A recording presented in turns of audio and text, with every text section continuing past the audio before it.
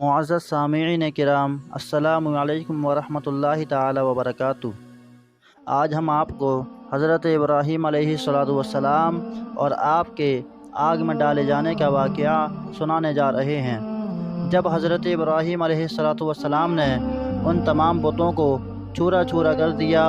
اور ان کے ماننے والوں کا رد فرمایا، اس کے بعد آپ نے جب مناظرے میں نمرود کو بھی شکست دی تو ان لوگوں نے اپنا بدلہ لینے کے لیے فیصلہ کر لیا اور آپ کے لیے سزاؤں میں سے سب سے سخت سزا تجویز کی، یعنی یہ کہ آپ کو آگ میں جلا دیا جائے۔ حالانکہ آگ کا عذاب صرف اللہ تبارک و تعالی دے سکتا ہے، بندے کے لیے جائز نہیں کہ کسی کو آگ کا عذاب دے، لیکن نمرود مردود اور اس کی قوم نے آپ کو جلانے کی سزا دی۔ اللہ تبارک و تعالی اس کا ذکر قرآن کریم میں ارشاد فرماتا ہے، قالوا ابنوا له بنیانا فالقوه فی الجحیم۔ وہ کہنے لگے اس کے لیے ایک عمارت بناؤ، پھر اسے بھڑکتی آگ میں ڈال دو، یعنی ان لوگوں نے حضرت ابراہیم علیہ السلام کو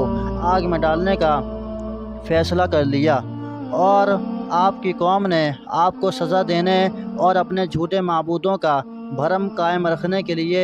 آپ کو آگ کے حوالے کرنے کا فیصلہ کر لیا۔ اللہ تبارک و تعالی قرآن مجید میں ان لوگوں کے تعلق سے ارشاد فرماتا ہے، قالوا حرقوه وانصروا آلہتکم ان کنتم فاعلین۔ وہ لوگ کہنے لگے کہ ان کو آگ میں جلاؤ، یعنی حضرت ابراہیم علیہ السلام کو آگ میں جلاؤ اور اپنے خداؤں کی مدد کرو اگر تمہیں کرنا ہے۔ ذرا غور کریں کتنے بے وقوف لوگ تھے کہ یہ بھی نہیں سمجھ رہے تھے کہ جن بتوں کی ہم امداد کر رہے ہیں، مدد کر رہے ہیں، وہ خود اپنی کچھ مدد نہ کر سکے، وہ خدا بننے کے کیسے قابل ہو سکتے ہیں۔ اور جب یہ واقعہ ہوا کہ حضرت ابراہیم علیہ السلام نے ان کے جھوٹے خداؤں کا بھرم توڑ دیا، تو اس وقت حضرت ابراہیم علیہ السلام کی عمر تقریباً 16 سال کی تھی۔ سیدنا ابراہیم علیہ السلام کو آگ میں جلانے کے لیے جو چہار دیواری بنائی گئی، اس کی مقدار حضرت ابن عباس رضی اللہ تعالی عنہما نے بیان فرمائی کہ اس کی بلندی 30 ذراع یعنی تقریباً 45 فٹ اور چوڑائی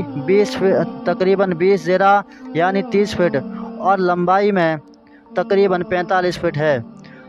اور جب تمام لوگوں نے مل کر 40 دن تک محنت کر کے کثیر مقدار میں لکڑیاں جمع کر لیں تو آگ جلا دی گئی۔ آگ کے شعلے آسمانوں سے بات کرنے لگے۔ اتنی عظیم اور شدید آگ تھی کہ اگر اس کے اوپر فضا میں کوئی پرندہ بھی اڑ جاتا تو وہ بھی جل کر راکھ ہو جاتا۔ جب آگ بہت زیادہ شعلہ زن ہو گئی اور اس کی حرارت اتنی دور دور تک پھیل گئی کہ آگ کے قریب جانا کسی انسان کی طاقت میں نہ رہا، تو وہ کفار حیران و پریشان ہو گئے کہ سب محنت برباد ہو گئی، کیونکہ ان کی یہ سمجھ میں نہیں آ رہا تھا کہ ابراہیم علیہ السلام کو آگ میں کیسا ڈالا جائے۔ تو شیطان نے آ کر ان کی رہنمائی کی کہ ایک منجنیق تیار کی جائے اور ابراہیم علیہ السلام کو رسیوں سے جکڑ کر منجنیق میں رکھ کر آگ میں پھینک دیا جائے۔ خیال رہے سب سے پہلے دنیا میں یہی منجنیق کے ذریعے حضرت ابراہیم علیہ السلام کو جب رسیوں سے باندھ کر منجنیق میں رکھا گیا تو سوائے جنوں اور انسانوں کے اللہ تعالیٰ کی زمین و آسمان کی ساری مخلوق چلا اٹھی اور اللہ تبارک و تعالیٰ کے حضور فریاد کرنے لگی، اے مولائے کائنات، زمین میں سوائے ابراہیم علیہ السلام کے کوئی اور نہیں جو تیری عبادت کرے۔ اے اللہ، آج وہ تیرا نام لینے کی وجہ سے جلایا جا رہا ہے۔ زمین و آسمان کے فرشتے، جانور، وحشی درندے اور پرندے سب ہی یہ ماجرا دیکھ کر حیران و پریشان ہیں۔ رب تعالیٰ کی حکمت سے بے خبر تھے، سوچ رہے تھے اب کیا ہوگا۔ اللہ کا نام لینے والا تو آج جل جائے گا، اب زمین میں اللہ تعالیٰ کی عبادت کرنے والا کون ہوگا۔